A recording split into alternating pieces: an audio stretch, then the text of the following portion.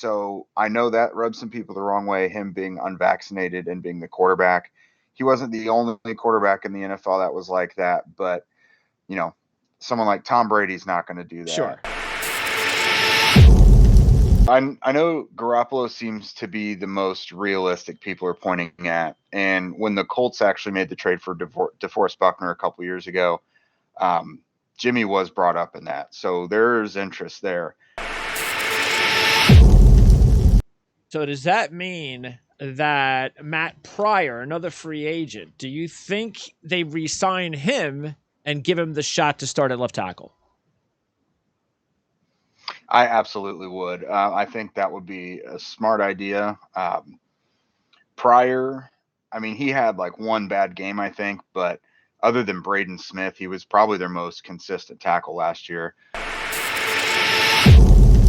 I think they've got some very specific parameters for what they want in a left tackle. Okay. We don't know what they are because plenty of guys who we thought made sense last year apparently did not to Okay. them. So with the pressure that's on Chris Ballard and Frank Reich to get the team back to where it was just a couple years ago with Phillip Rivers, there's a lot of pressure, and that's going to cost money. The Colts' most expensive free agent position / I'll even give you a player's name is going to be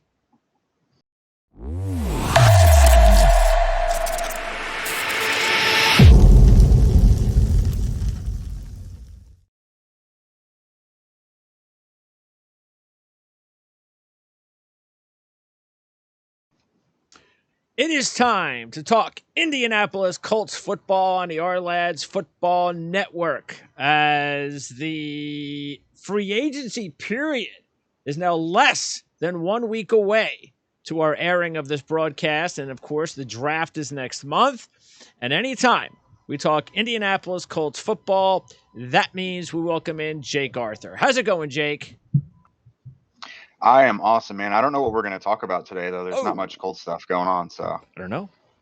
Yeah, we were gonna our conversation. You know, it's good that we didn't talk last week. Let's just put it that way. Exactly. Yeah, that was my plan all along. Yeah. So okay, let's get it started. And look, this isn't a hey, how's the Colts doing or previewing the season kind of thing.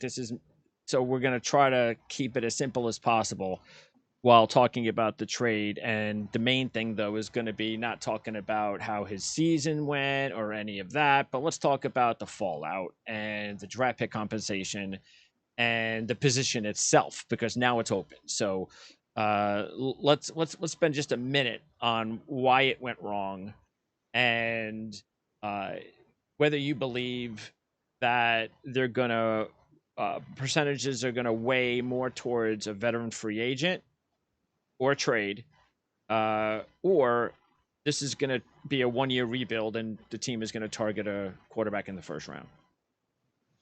Yeah, so I think his play alone wasn't the only thing that has led us to today, where he's one and done, no longer with the team.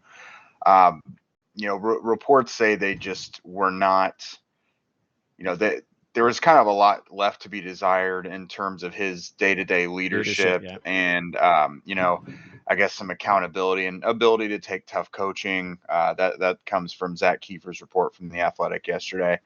But honestly, the things I've heard personally too is just they were not happy with some of the off-field stuff. He's not like one of those guys that's off doing a bunch of bad apple, sure.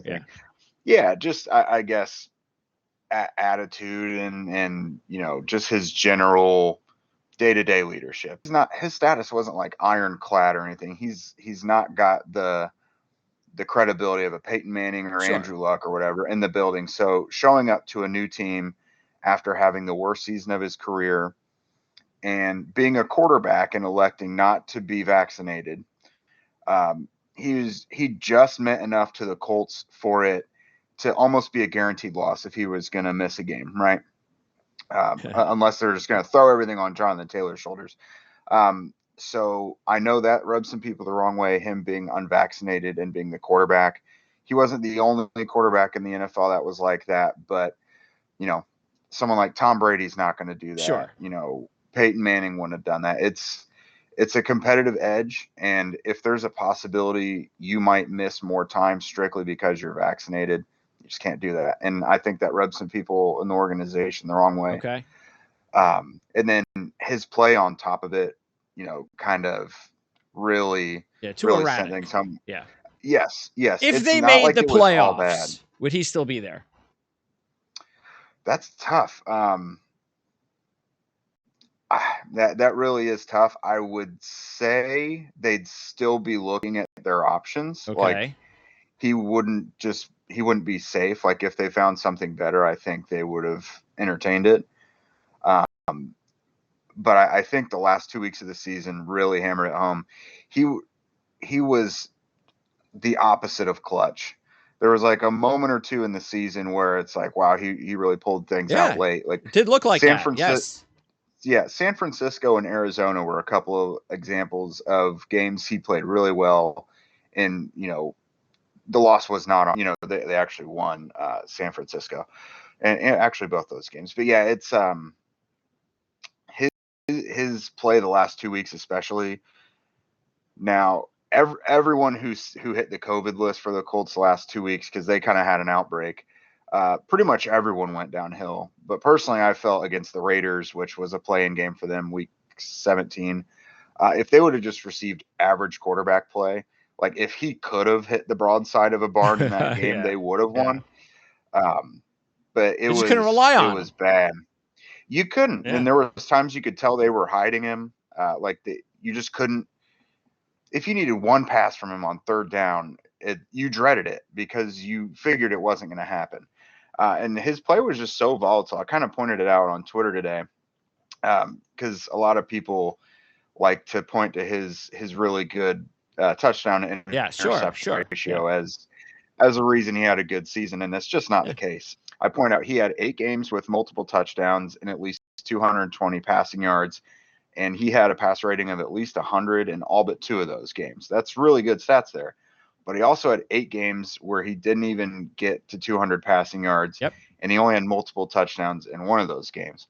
And I think he had 1 or 2 games without even hitting 100 yards. Sure. One of them was like 50 yards, like just unreal. Like you can't count on that. And there's just no way to go week by week not knowing what you're going to. Sure.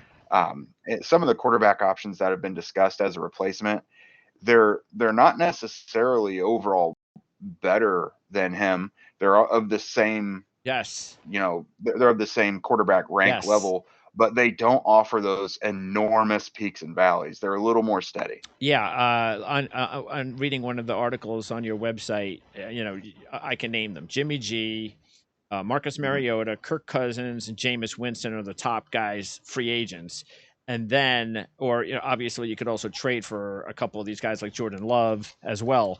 And Love is the interesting one because you look, I don't think in my mind, I don't think there's any question Love's going to get traded if they can get something in return for him. They're not going to give him away, but I think if they can get something middle round draft pick, I think the Packers will trade him.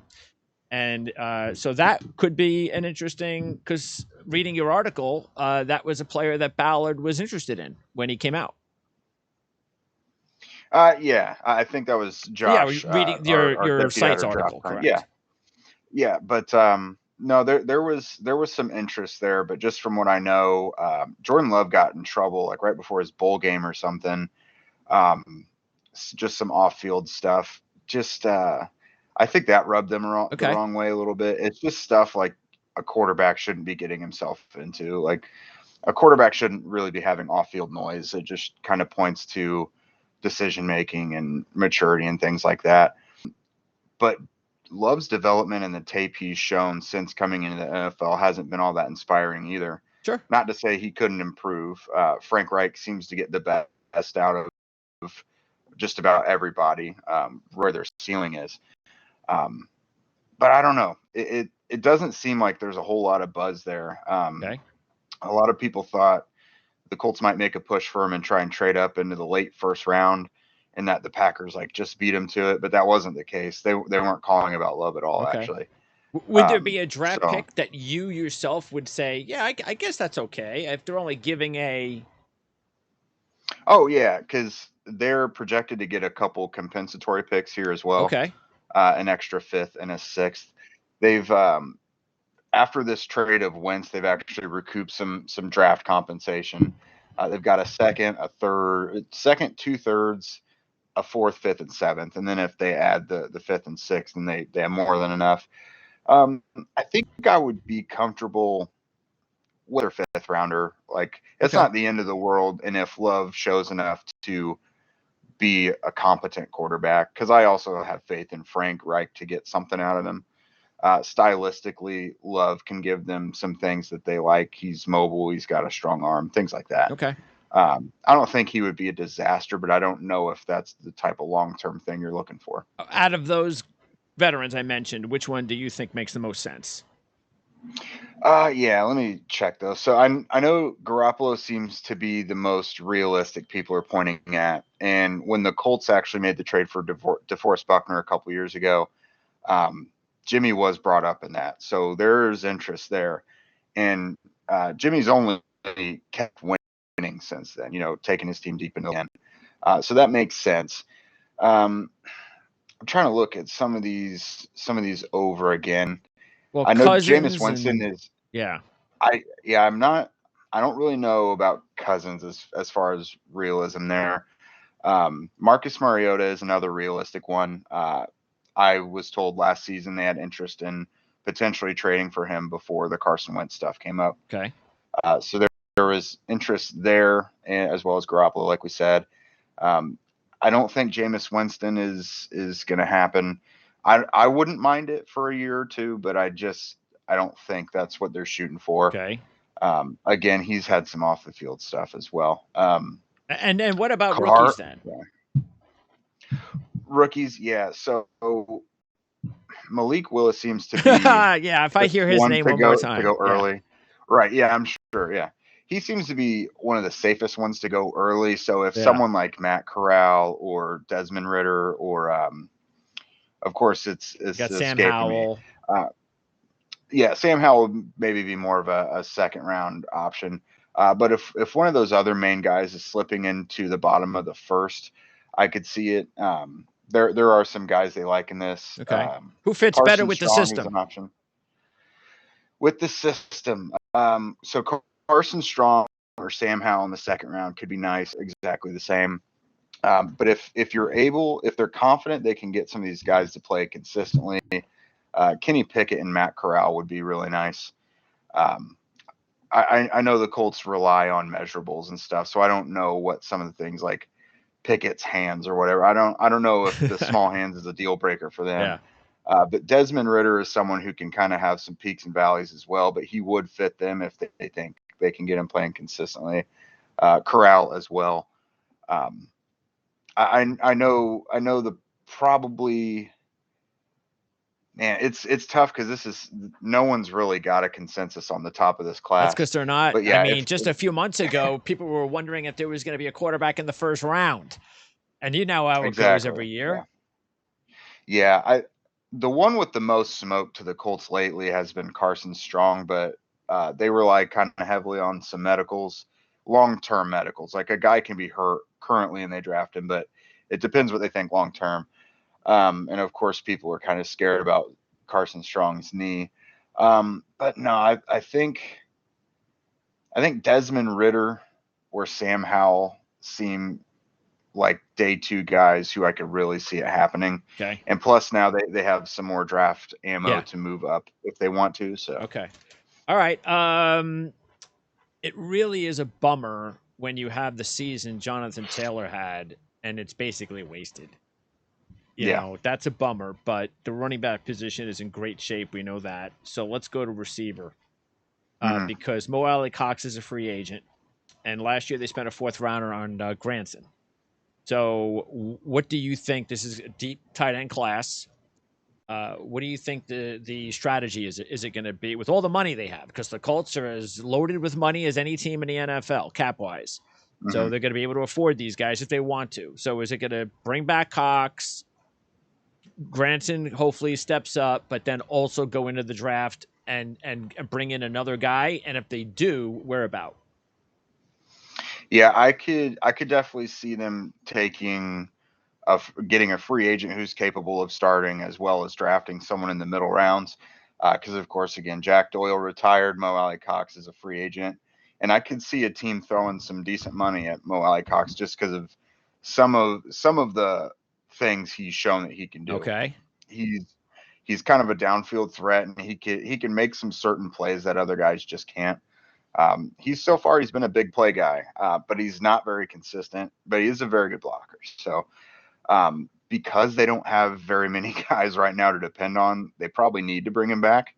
And they definitely Kylan need a good blocker in the draft as well, or in free agency. So it's not just about finding a sexy tight end. They need a good blocking tight end too. That's for sure, yeah. Because if they had to play a game tomorrow, Kylan Granson and Farrad Green are their starting tight ends, and neither of them are known for their blocking. They're both kind of the move tight end types. Granson is a guy they like long term, but I mean, young tight ends don't develop super quickly. So from what he showed last year, you can't say he's ready to go and be the guy in 2022. So I do think they need to get, and they start two tight ends a lot. So I do think they need to get a free agent that they'd be comfortable starting. Doesn't have to be like a big ticket guy, like 10 million a year, 10, 15 a year. Just someone you're comfortable starting. And then I would draft someone in the middle rounds as well. Like you said, it's a deeper class. But it's not, even if they lose Cox, you don't think it's a position that, with the other needs that they have, that they would, even if a guy falls to them, you don't believe it's a spot that they would use up in round 2, say? Oh, they would. They would. They would use just about any position early, like even a safety, or they draft for best player available. So they could be loaded at a position, and you don't think they'll take another one, and then they didn't. You just never know with them. So they would do it in the second round if their guy is there. Okay. And then wide receiver is a big deal, because the team hasn't been able to rely on Paris Campbell yet. And Hilton is a free agent, but he's getting old anyway. Pascal's a free agent. But how much do they like either of those players coming back? And even if they did, this is obviously, to me, a position they have got to find somebody to help out, because as much as you can, and I'm right there with you to blame Carson Wentz for a lot of stuff that went wrong, it can't be all his fault when he's got the running game he has and he's having problems finding receivers. It can't be all his fault, even though a lot of it was. And they need another guy, right? They need another playmaker. Oh, they need a couple more. Absolutely. Between Hilton and Pascal, I don't know if either will be back. Pascal's maybe a little more likely. But Hilton only narrowly returned to the Colts last year. He got offered a lot more money from Baltimore and turned it down to come back to the Colts. I wouldn't blame him at all for going somewhere that contends for championships. Somewhere warm, somewhere where he thinks he can win a championship, whatever. I wouldn't blame him in the least to do that. He's just been in a rough spot since Andrew Luck left. It really seems like none of the quarterbacks that have come in have been real guys who should measure them. Carson Wentz, stylistically, was an Andrew Luck type, and we thought that might work out, and it just didn't. Like, T.Y. Hilton did get back some of the downfield plays that were lacking with Jacoby Brissett and Phillip Rivers, but Wentz's accuracy is just a mess sometimes. But I don't know. It depends if he wants to come back and play with yet another new guy, because we know it's going to be a different starter. He'll need to have a new guy regardless of where he goes. But I think he'll probably be another one where that decision comes later in the offseason. I wouldn't be surprised. But first of all, they need a downfield threat, correct? Yeah. Michael Pittman can win some battles downfield, and Paris Campbell is as fast as anybody in the league, but Campbell you can't count on at all. He's just had a really rough go of it with injuries. he's a type of guy where he doesn't prevent you from making other moves. He's just nice to have when he's around. A luxury. He's exactly right. A luxury, but he can win deep. His only touchdown this year was a 50-yarder. So yeah, he's good downfield, but between wide receivers and tight ends, they need a lot. And let's keep in mind, again, even though they made the deal with Wentz, as of today, they do not have a first-round draft pick. So this isn't like they can just, all right, yeah, we're going to get this guy. No, it's just, they either. Now, that doesn't mean that they can't move back into the first round because of the Wentz deal, because that definitely gives them that opportunity if they like someone, and usually that is a quarterback, but you never know. So which receiver or receivers that are in this class might be what the Colts are looking for? And considering how deep it is, this is definitely a spot where they don't have to trade up. I'm sure they could sit there and grab somebody they like. Yeah, some guys who might be available on day two, because again, the first rounder is just probably not happening. A downfield guy like John Mechie from Alabama, if injuries check out. David Bell probably performed himself out of that area. Yeah, early round. Yeah. He could still end up a good player, but his draft status is going to drop. Yeah. Exactly. Yeah. I mean, yeah, you don't want to miss on guys in your own state, but that wasn't a great performance, especially when everyone seemed to be performing well. Yeah. Let's see. Pickens is an option. He's a big body guy, that type a lot. George Pickens from Georgia. Okay. Yeah, Christian Watson is definitely a Colts type I would keep an eye on. Okay. There's the kid from Cincinnati, I believe, as well. That would be another one. Pierce. Yes, exactly. Okay. Alec Pierce. So those would be some names to keep an eye on. Okay. My colleague Zach Hicks, he does a series where he kind of examines position groups with the Colts, takes all those common traits and sees who in the draft class has those same traits. Okay. And you can look at stuff like, that's pretty cool. Team captain, Senior Bowl, stuff like that, because the Colts love team captains. They love Senior Bowl guys. Okay. And Pierce and Christian Watson are two of the strongest matches in this draft class. Okay. That'd be interesting if they drafted Ritter. Maybe they go draft Pierce after that. Right. Can't hurt. Okay, so give me a free agent. Do you think they'll even entertain a free agent outside of their team that would be, a key contributor with the money they have? Yeah, so I'm curious as to how specifically they'll get, because they view Michael Pittman. Well, they don't view him. He is their main X receiver, the guy who's supposed to be man coverage and everything. So they might be looking for someone who is more of a downfield complement. Yep. If someone falls into their lap that's like a true number one receiver, like Allen Robinson or something, they might do it. I really want someone to get Allen Robinson out of purgatory, and I thought he'd fit with the Colts for a while. Yeah, it's hard to judge Robinson because of the fact, because I did the fantasy show I did last year. John McKetchy, who was with the RotoWire, one of our owners, he was like, stay away from Robinson. Now, a lot of that has to do with Chicago and the quarterback situation. But that's like what you just said. What happens to this guy from Jacksonville to Chicago? What happens when he finally goes somewhere, winning organization, a quarterback that actually has, some ability? Does that really raise his level and he becomes that number one guy that everybody thought that he could be a couple of years ago? Because his stock, statistically, the last couple of years, just taken a nosedive. Yeah, if I were him, I probably wouldn't go to the Colts, though, because I would wait to see who the quarterback was. I would only go somewhere if I knew they had a good quarterback. Sure. But someone, the Colts don't usually throw big money at guys. At least it's not marquee guys. They're a little more frugal and careful with their money.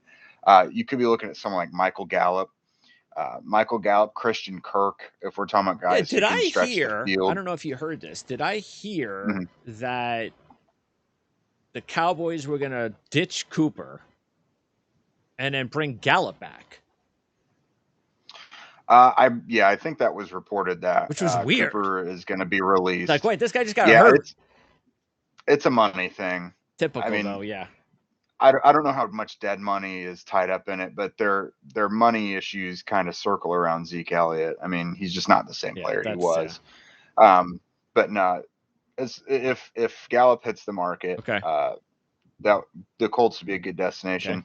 DJ Chark as well. I think Chark is criminally underrated. I I mean, I agree. know he was injured, but it seems like the last year or two, people just like forgot about him after that breakout season he had before that.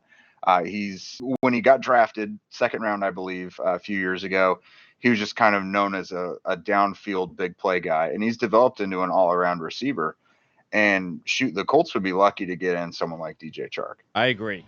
But he Mhm. does have to stay healthy. That's Yeah. the knock on him, even going into camp last year. Was how do Mhm. I condition myself better, et cetera, et cetera. And then he goes and gets hurt, and he's out for the year. So yeah, but that'll be a bargain, no question. He'll be a bargain receiver Yeah. because of his injury history. But I agree with you. Okay, now let's talk about the offensive line, and the main deal with the offensive line is going to be the fact that it looks like Eric Fisher, and you guys reported this not too long ago, that will not return. It looks like. So does that mean that Matt Pryor, another free agent, do you think they re-sign him and give him the shot to start at left tackle? I absolutely would. I think that would be a smart idea.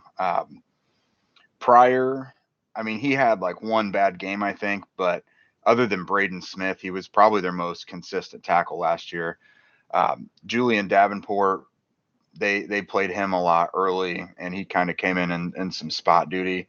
Um, but he was a bit of a disaster, and he got replaced by Pryor, who they traded for a seventh round pick. So very little ties. They didn't like have to play him or anything, and he outperformed Davenport. When Braden Smith came back on the right side, there wasn't too much of a role for him. But then Eric Fisher started getting a little banged up, and then Pryor played some on the left side. Uh, so I think he apparently has a strong market. So he may be a little more expensive than the Colts want to spend money Okay. on. But he was kind of a developmental guy, anyways, and a utility lineman who can start in different spots. I absolutely would bring him back as long as his asking price isn't Sure. outrageous. Because shoot, right now, again, if they had to start a game tomorrow, uh, their right tackle Braden Smith might have to play on the left side. Like they only have one offensive tackle worth playing right now. It's Smith. They have Sean Coleman, who's a practice squad guy, Jordan Murray from the CFL, and Cardinal, who is another practice squad guy. They simply don't have bodies who you can count on to play. So well, you got to they spend need some to of that money. And yeah, they sometimes you have have to to. overspend. Sometimes. Yeah, absolutely. And they have needs at cornerstone positions this offseason. Left tackle's one of them. They've got to spend that money. There are some free agents out there, but by adding Pryor, it at least gives them a guy who they're familiar with and they've had to start. Yep. So Yeah. Anytime you bring in those developmental guys and they actually start to perform the way that you envisioned, you don't want to lose them, mhm, especially when you have the cash. But like you said, you can't exactly. just give him whatever he wants if some other team comes up with some crazy offer. That's just, well, all right, good luck. Enjoy the Yeah. cash.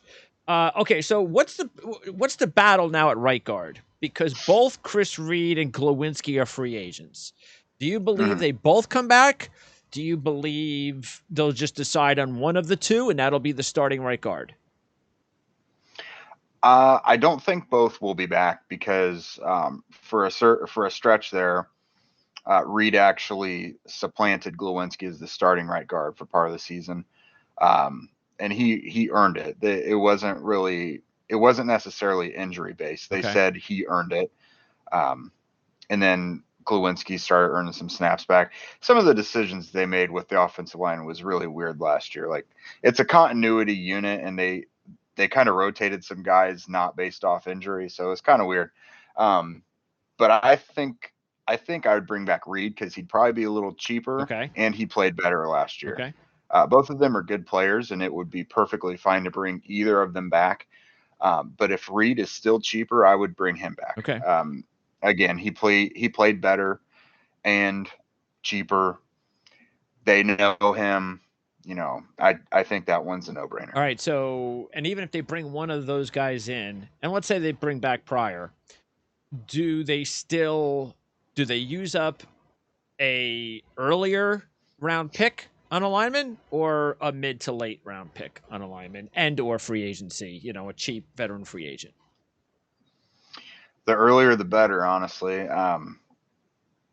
They just need options. They probably need to get someone in free agency still who can compete. Okay. It would be nice if someone earlier in the draft came about that they felt they could develop. They're really picky apparently about who could be a left tackle though. Last year was a really deep offensive tackle class, at least at the top of it, and we all kind of thought they were going to get their franchise left tackle in that draft. They had plenty of opportunities and bypassed all those guys. And Chris Ballard's explanation basically was, yeah, some guys can maybe come in and play left tackle for a year or two, but what's their career long projection? So I think they've got some very specific parameters for what they want in a left tackle. Okay. We don't know what they are because plenty of guys who we thought made sense last year apparently did not. Okay. Them. So all right. Yeah. So who knows what they're looking for in a left tackle or if it'll be in the draft again. But again, that's a position need to add at least 2 more guys to compete for it this year. Okay. Now on defense, Gus Bradley takes over for Eberflus, who's off to Chicago. How does that change the defense, if at all, dramatically or just a little bit? Yeah, not drastically. I think so. We'll see some changes on the offensive or on the defensive line. He's kind of got the famous Leo position and the big defensive end position. It kind of relies on some hybrid abilities, which the Colts have used before. They like guys who kind of have a 3-tech defensive tackles build, but have the athleticism to play defensive end also. So the Colts do have some of those guys. It looks like be in line to be the Leo, which is like the top pass rusher of the. Traditionally, it's a guy with kind of tweener size, maybe too small for linebacker. Maybe it's a home for guys who traditionally didn't have homes because of their size or length, what have you. Okay. They just so happen to have a guy who fits just about every system in Kwity Paye. So that's kind of a luxury they have, but they do still need to address those positions. Kamoko Toure is a free agent. Tyquan Lewis is a free agent. They're apparently in discussions with Lewis's camp to bring him back. So okay. That'll be good. Al-Qadim Muhammad, who has been one of their more consistent pass rushers the last year or two, he's a free agent. And honestly, this time around, I think he may be out the door. I wouldn't be surprised to see him join Eberflus in Chicago. Okay. That was always Eberflus's guy. Sometimes Twitter felt to a fault. Some of the younger guys who we wanted to see develop weren't necessarily getting snaps, and Al-Qadim Muhammad, who seemed to have a lower ceiling, was getting a lot of those snaps. Well, but last year he was producing. Well, let's ask you about one of those guys then. Yeah. The second round kid from last year. Dayo Adengbo. Yes. Yeah. Is he what's the hope there this season? Yeah, so last year was a little bit of a red shirt for him because he had an Achilles injury going into the Senior Bowl. So that was in January, and I don't really think he came around to like late October or November. So he was kind of a late season addition. He definitely showed some signs of what you're looking for. He was able to get after the quarterback. He can play violently. He's got real long arms. He's kind of like a diet version of DeForest Buckner, or that's what they're hoping for. Oh, okay.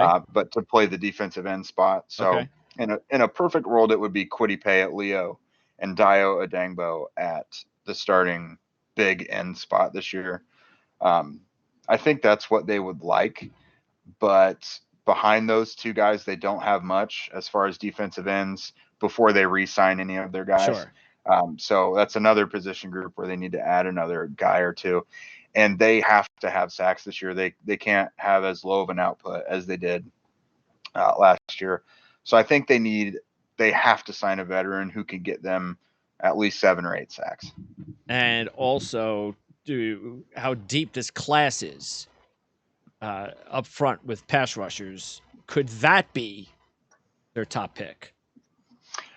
Always, because what they value above everything else is building from the inside out. They want to make sure the offensive and defensive lines are as good as possible. So they spent their first 2 picks last year on pass rushers. I wouldn't be surprised to see them spend another early round pick on him this year.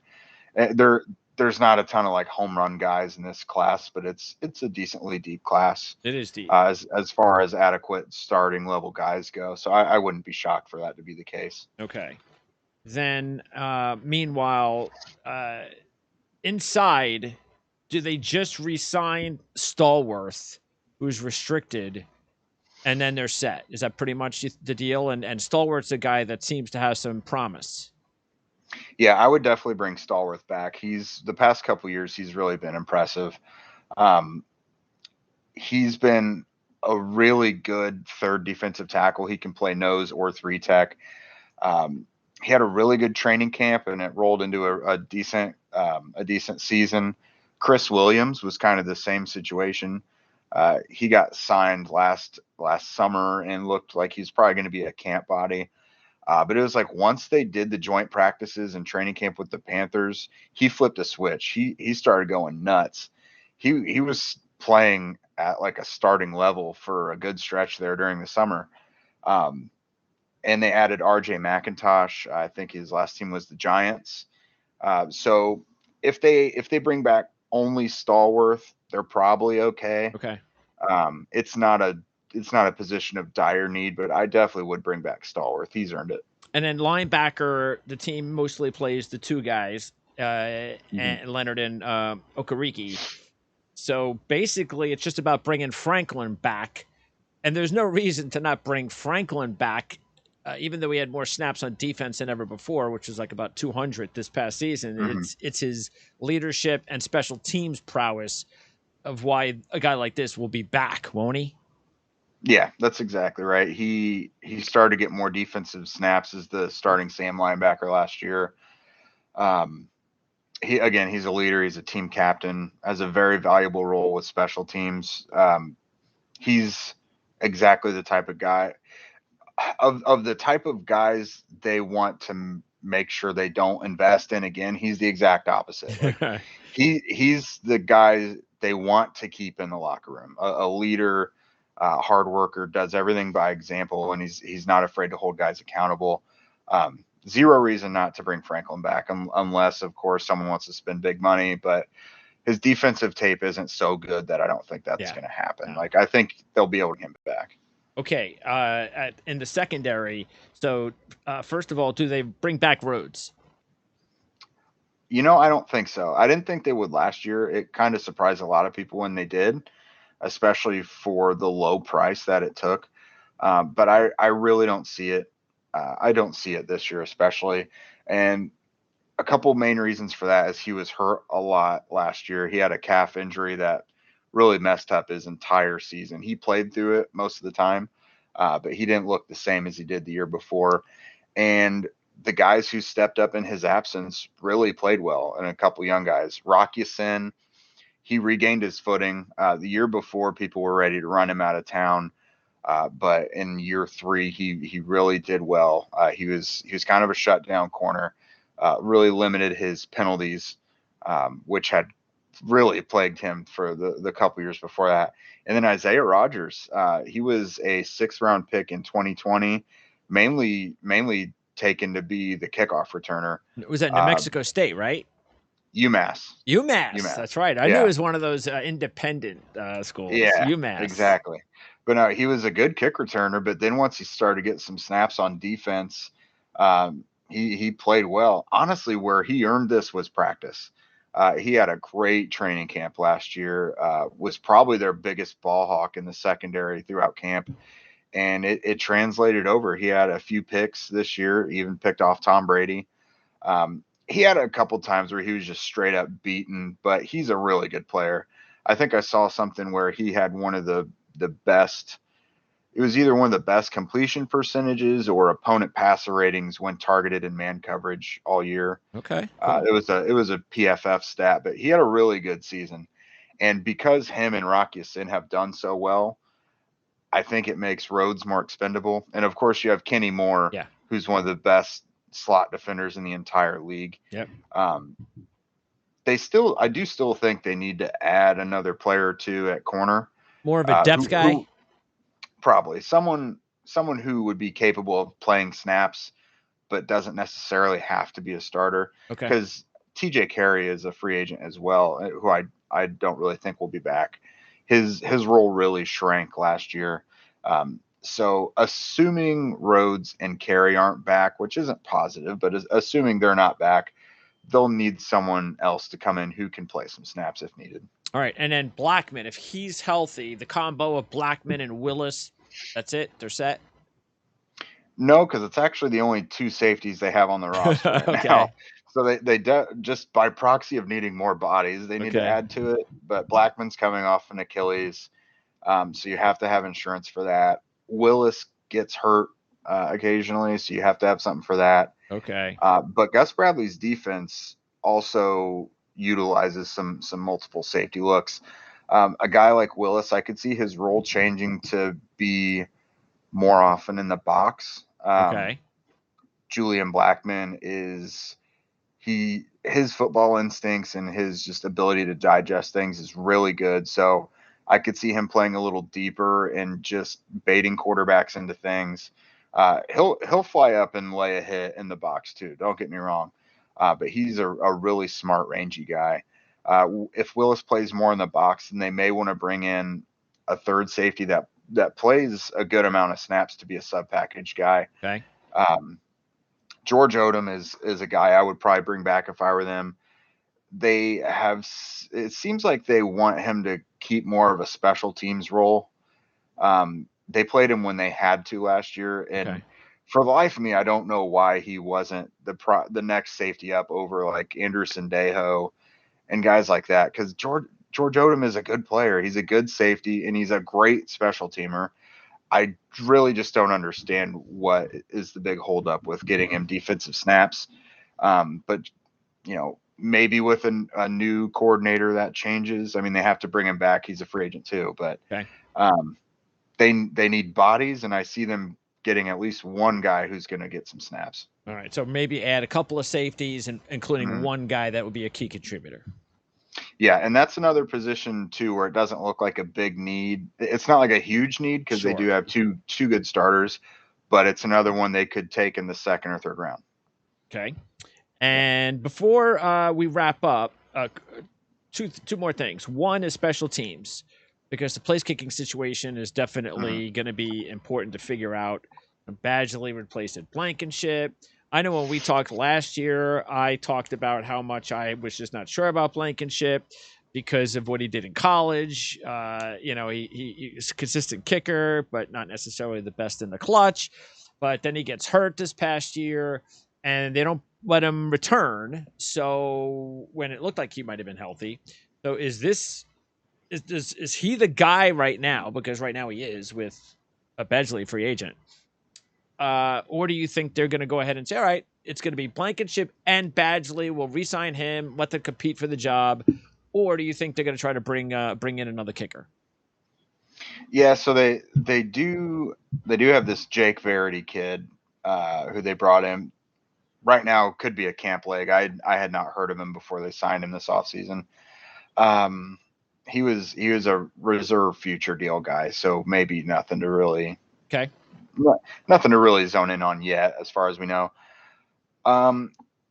Seeing as free agency is going to start here in a week, they may just let Badgley see what his market is and then try and bring him back if they can do it for cheap and let him compete with Blankenship again. Because the reason they never reactivated Blankenship was because Badgley was doing really well. Sure, yeah. He didn't miss for a long time, and he was probably a bit more consistent than Blankenship and also had more range. whenever you start to get to 48, 49, 50 yards for Blankenship, you really start to bite your nails because you didn't know if he was going to be able to do it. Range is his worst attribute as a kicker. But Badgley's got a stronger leg, and he was just about as consistent within 40, 45 yards as Blankenship. So I think that would be a legitimate competition. I think they're obviously comfortable going into the season with Blankenship as their guy. Sure. They did it. They've done it the last 2 years. Yeah. It just so happened they replaced him while he was hurt with a guy who was on a bit of a hot streak. So I would bring Badgley back if the price is right, but knowing them, they let fringe guys test the market and see what it looks like. So I can't imagine any team is going to pay Badgley money that the Colts can't afford or don't think is out of their range. I doubt that. Yeah, right. He hasn't proven himself that yet, because look, they might say, well, unless it's a dome team, they would say, well, maybe you're just comfortable in the dome, because he certainly wasn't comfortable with the Chargers. That's for sure. Yeah. Okay.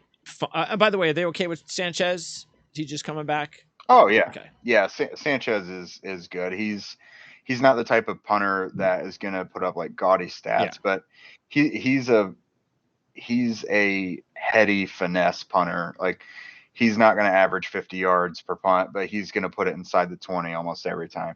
He's a punter that works really well with his gunners. He's a really good punter. Okay. He's, a lot of people like to see a Randy Johnson with the 100-mile-an-hour fastball, but he's more Greg Maddux. He's painting the corners. Okay, and then finally, give me predictions. So give me your prediction for it doesn't have to be a player for the draft, but give me a position and or player if they stay where they're at with their top pick in the draft. So that's without trading up or anything? Correct. All right. Man. So you, of course, want to say quarterback. I'm going to say a quarterback is a strong possibility, because since this isn't a particularly strong class, there should be someone there they like in the second round. I'm going to almost guarantee that they get a receiver at some point, though. Okay. Yeah. So I would put the heaviest money on receiver or quarterback. Okay. And if they trade up, they're trading up for a quarterback. Probably. Okay. Yeah. Let me ask you, would he trade up for a guy like Jameson Williams coming off the injury? Oof, if he slid into the 20s, which he could very well do. That's tough. Oh man, that's tough. Yeah, because if your quarterback isn't capable of getting him the ball, I don't know. Just might not be the right fit right now for the Colts, the way they're situated. I'm gonna say no, just because that takes a lot of draft capital, and there are more important things they need to settle before they can worry about a rookie receiver. But yeah. Now, I could see them getting a free agent receiver who could contribute right away, but they have got to figure out things on the offensive line and quarterback as well. Okay. I don't know. It depends how they value that, but Jameson Williams would be someone worth it. Yeah. Yeah, because I mean that kid would have been easily in the top 10 before the injury. Yeah. So, okay. Mm-hmm. And then give me your number one quarterback then. Out of the guys, you said Corral, Howell, Ritter. Maybe Strong. So give me one. If they're all available. One for the Colts. I'm a Kenny Pickett guy. If he's there's not a ton of consensus, so it is a possibility. Could happen. If he's there and they want to trade up in the first, if he's in the 20s, I'd be okay with it. Just watching him, he's a guy who I just really enjoyed. I like Pickett too. Yeah. I just thought, like, he gets it. He knows how to play football. He knows how it works. He just knows how to play. I think it's one of those things where everybody's talking about Willis because he's this sexy, I can run, I can throw the ball a mile, and at all the talks for Willis, Pickett's going to be a better NFL quarterback. There's no doubt in my mind. So probably more consistent, at least. Yeah, Willis is a home run shot. It's absolutely. He's either going to be boom or bust. That's in my opinion. Yeah, I just don't see him making it to the Colts, even in a situation they could trade up for him. Yeah, I agree with that. No. Yeah. Okay, and then free agent. Give me a top free, because with all the money in the world, he breaks the bank, and it doesn't have to be for some ridiculous. But all right, the Colts' most expensive free agent position / I'll even give you a player's name is going to be. Oof. Okay, let's see. So I think I really want an edge. I'm gonna say Hassan Reddick, because I want to give you something that's realistic. He could be that. Couldn't he kind of be that Leo? Yeah, he could. He's definitely tweener size. Yeah. I could see that. Yeah. So because with following the Colts, it's hard to say they're going to get one of these blue chip expensive guys, because they just don't do it. Someone like Hassan Reddick might be a little more realistic. Okay. Never say never. Usually teams that don't spend a lot of money, at some point they do. At some point, someone comes along, and the timing's right. It's the player that just, okay, I'll do it this time.